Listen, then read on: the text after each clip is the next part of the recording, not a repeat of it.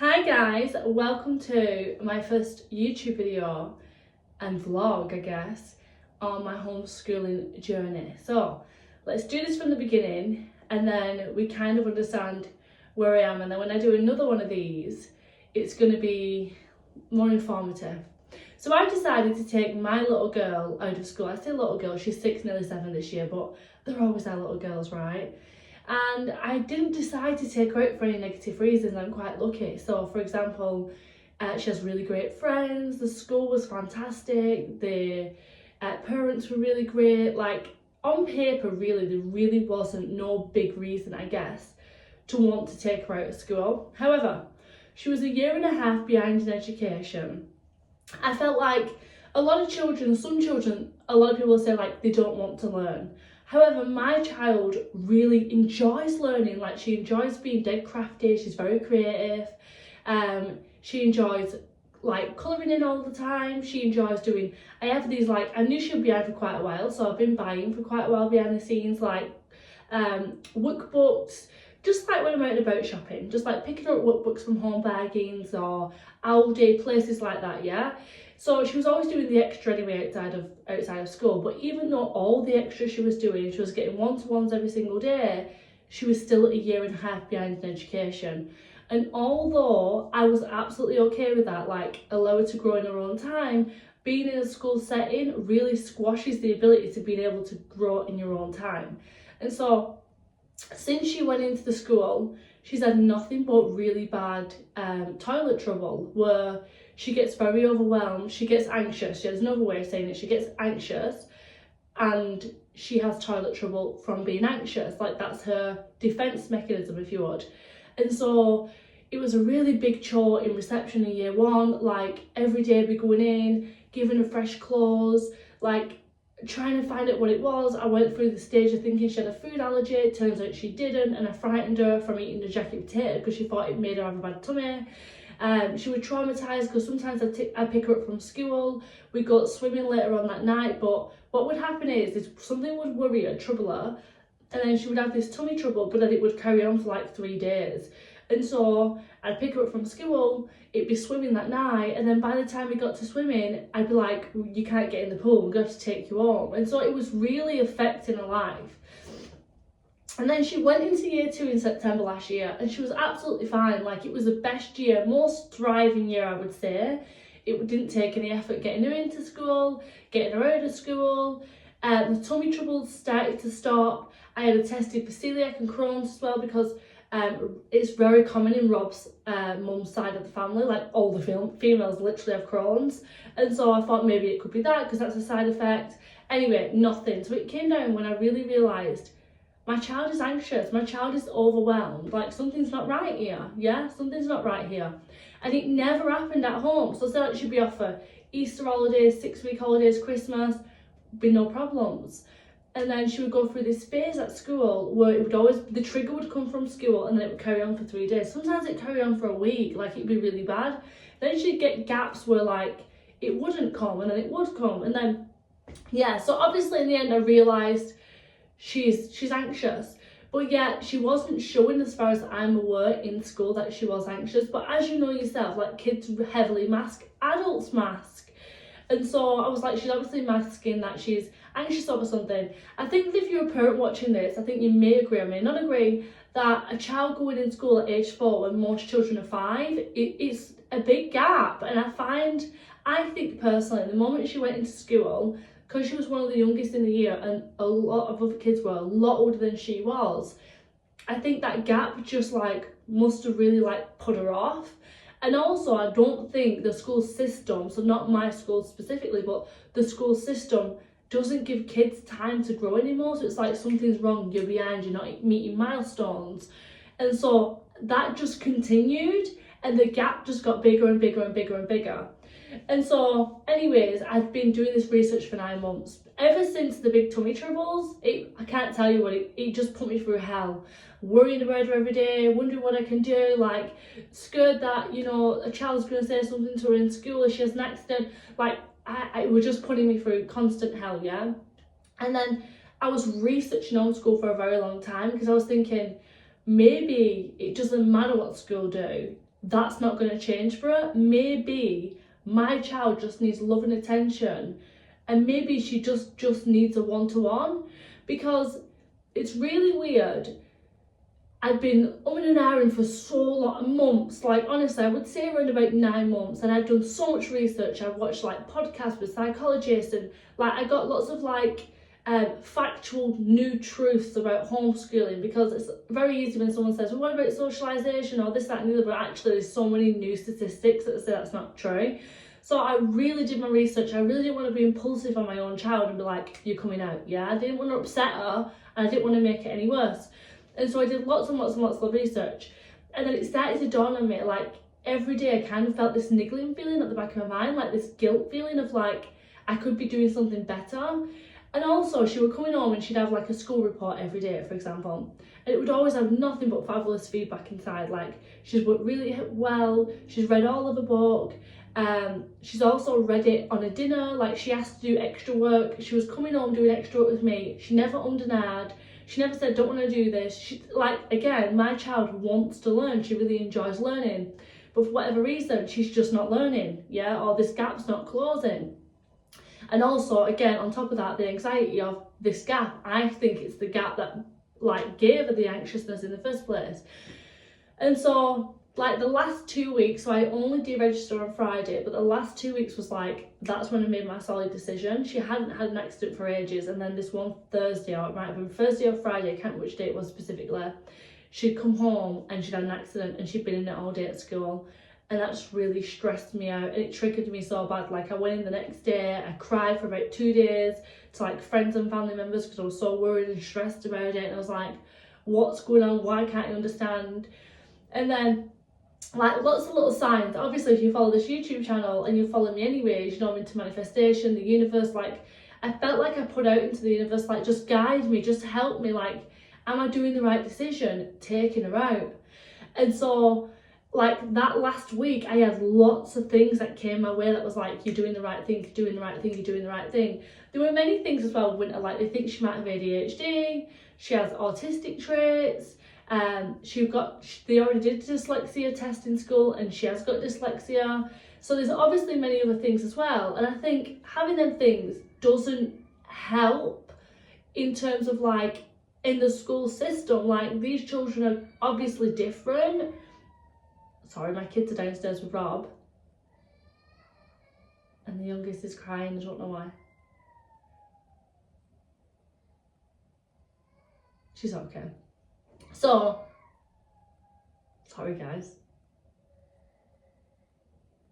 Okay. So, what was that now? Let me think, let me get off my thoughts. Okay, yeah, so the things she might have ADHD, I actually thought she had ADHD personally, and autistic traits. And obviously every child is totally different, but I just think for a child that has additional needs, she needs other things. Like she needs time to grow at a home pace, and the system is not providing her that, yeah? And then also I was told like she doesn't retain information, she forgets a lot, like you tell her something and 2 minutes later she doesn't remember it. So I'm like, okay, yeah, right, fine. And then obviously towards the end of last week when I was like taking her out, lots of things came to light. Like apparently in school she's going for walks because sometimes the noise gets a bit too much for her in class. I wasn't aware of that. And then another incident in the same week happened where she was found in the school hall like this as well, because the noise in the school hall got too much for her. And now you might be watching this and think, how did you not recognise that about your own child? But the truth is, I found out the other day that kids are in school 190 something days and out of school 170 something days, right? So they're in school more than they're out.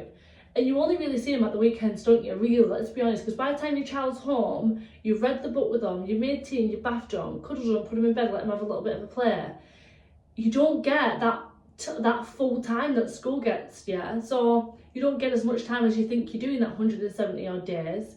And also, my child is never surrounded by 30 plus kids at once, unless she's gone to like a birthday party, which is every so many 3 days out of 360 odd days a year. So I never noticed that too many people and too much noise gets to her. And obviously there's a spectrum, I get that. So somebody might be super like any noise, But as far as I was aware, I wasn't aware that was a thing. And then I took her to a birthday party yesterday, and there were some kids on this truck, because it was like a farm thing, were like banging, and she really got overwhelmed really quick. And I was like, it's like I'm learning new things about my own daughter that I didn't even know before.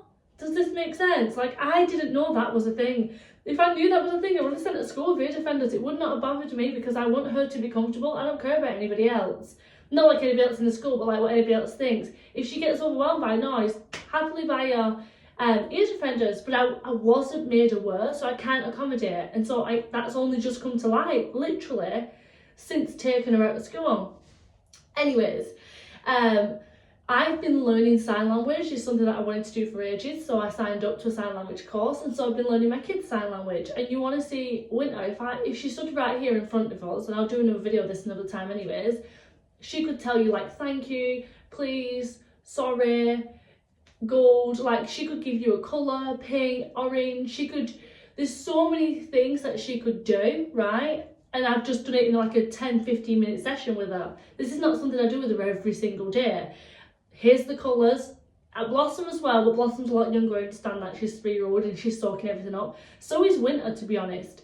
But I don't know, I feel like Blossom picks things up differently. I feel like she's definitely not neurodivergent. I could be wrong, but I don't sense that from her at all. And so then I'm like, well, is it the case then that she doesn't retain information? Because my child can tell you all these colours, yeah, stop. She can tell you all these colours, and certain signs, numbers in sign as well, which I know obviously some of them are quite easy this way, but she can go up to 13, 14, 15, and she can nearly go up to 20 in sign, for example. And these are things that I've never gone over and over and over again with her, but I've just done like 10-minute sessions, 15 minutes, and yet she remembers and retains it all, yeah?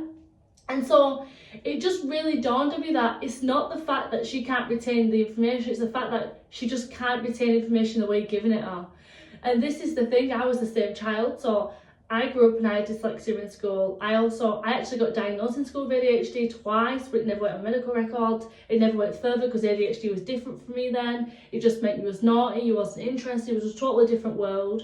So I never got any help with any of my learning difficulties whatsoever.